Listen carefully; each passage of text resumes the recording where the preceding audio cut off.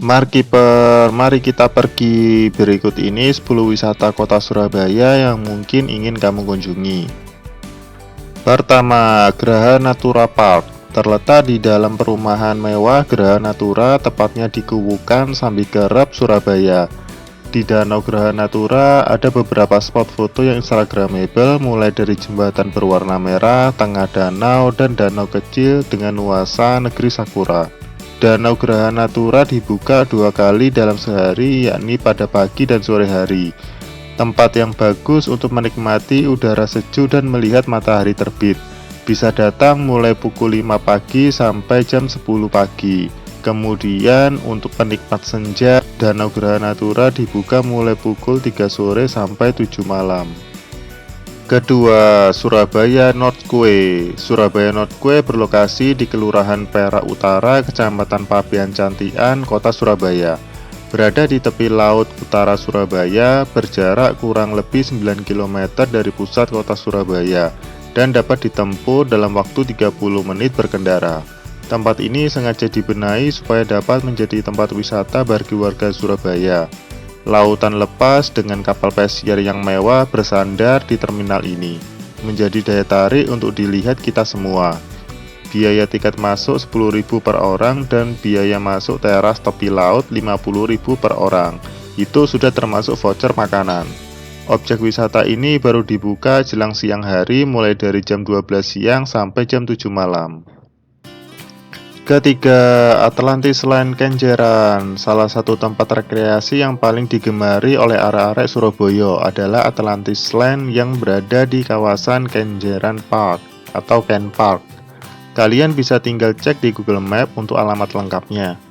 Harga tiket masuk Atlantis Land Surabaya pada tahun ini sebesar 100.000 untuk weekday dan 125.000 untuk weekend. Atlantis Land memiliki waterpark yang menjadi salah satu wahana di Atlantis yang tidak boleh kalian lewatkan. Merupakan sebuah kolam renang dengan berbagai fasilitas di dalamnya, termasuk seluncuran ekstrim bernama tornado dan boomerang slide.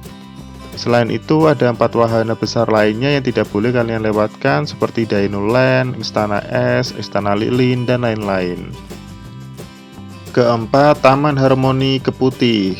Berbagai tanaman dan pepohonan ditanam dengan rapi berdasarkan warna sehingga menghasilkan pemandangan landscape yang indah. Selain itu, formasi tanaman yang menarik, Taman Harmoni juga dilengkapi dengan berbagai macam fasilitas seperti air mancur dan taman bermain anak. Untuk jam buka mulai dari jam 7 pagi sampai 5 sore. Tidak ada biaya untuk masuk ke sini alias gratis, teman-teman. Tak jauh dari taman ada hutan bambu keputih yang merupakan destinasi favorit bagi para fotografer karena hutan ini memiliki objek wisata yang sangat menarik, terutama dari sisi spot fotonya. Kelima, wisata mangrove Wonorejo. Berlokasi tidak jauh dari pusat kota, tepatnya di Jalan Wonorejo, Rungkut.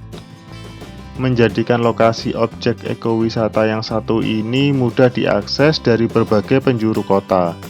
Dalam area tersebut dibangun berbagai fasilitas penunjang wisata seperti kolam pancing, pendopo, kantin, hingga sewa perahu yang digunakan untuk menjelajahi rawa mangrove. Harga tiket gratis, tapi kalau misalkan pengunjung ingin bermain wahana air atau perahu akan dikenakan biaya 25.000 untuk dewasa dan 15.000 untuk anak-anak. Keenam, Taman Air Mancur Menari Kenjeran. Ada sebuah jembatan di Kenjeran dengan air mancur yang menari. Jembatan yang memiliki panjang 800 meter ini dibuka mulai pukul 6 pagi hingga 9 malam. Jadwal air mancur Kenjeran Surabaya adalah setiap hari Sabtu pukul 8 malam. Selama 1 jam Anda dapat menyaksikan indahnya air mancur yang menari dan meliuk-liuk indahnya. Jika kamu masuk melalui taman hiburan pantai yang lokasinya berada dekat dengan jembatan, maka kamu harus membayar biaya tiket masuk sebesar 10.000. Ketujuh, Taman Prestasi. Taman Prestasi Surabaya berlokasi di pusat kota, tepatnya di Jalan Ketapang Kali nomor 6 Surabaya. Taman yang satu ini memiliki berbagai keunikan dan fasilitas yang keren. menjadi salah satu taman favorit warga kota Surabaya. Taman Prestasi menawarkan beragam fasilitas dan daya tarik yang membuat warga tidak bosan untuk berkunjung ke sini. Salah satu daya tarik dari taman ini adalah wahana wisata perahunya. Pengunjung dapat naik perahu melewati Sungai Kalimas dengan hanya membayar 4.000 saja. Rute dari wisata air ini melewati sepanjang sungai hingga melewati jembatan, kemudian berbalik arah ke taman lagi. 8. Kebun Binatang Surabaya.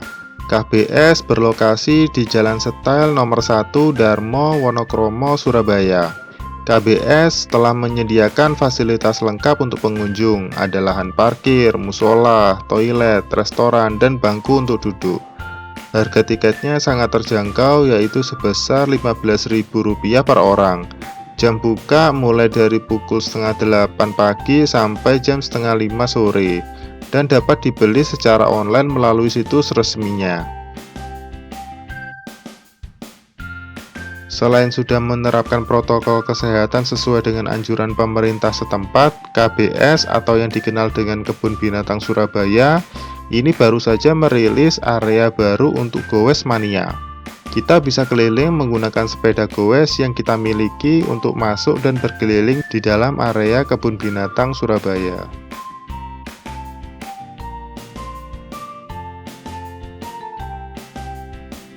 9. Monumen Kapal Selam atau disebut dengan Mount Castle.